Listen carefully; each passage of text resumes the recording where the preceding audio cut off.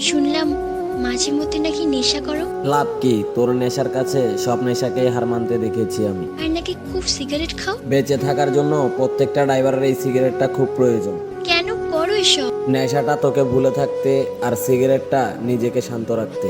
বেঁচে থাকতে চাও না? মোটর লাইনে যেদিন পা দিয়েছি সেদিনই মৃত্যুটাকে মেনে নিয়েছি, আর তোর দেওয়া আঘাতে আমি জ্যান্ত লাশে পরিণত হয়েছি। তুই এখনো বলতেছস আমি বেঁচে আছি?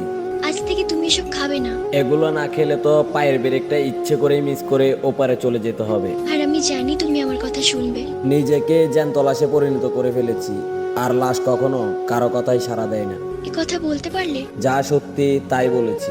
ভেবেছিলাম কাঁদবো না, কিন্তু কাঁদিয়ে দিলে তুমি। চোখ থেকে দু ফোঁটা জল ঝরিয়ে সেটাকে তুমি কান্না বলছো, আর আমি ড্রাইভারটা প্রত্যেকটা নির্ঘুম রাতে হাতে স্টারিংটা নিয়ে কান্না করেছি। যেভাবে তোমাকে নিয়ে দেখতাম সেভাবে।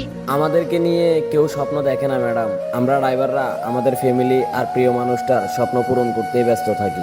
ভালোই বললে। মিথ্যে তো কিছু বলিনি। চলে যাবে এখন?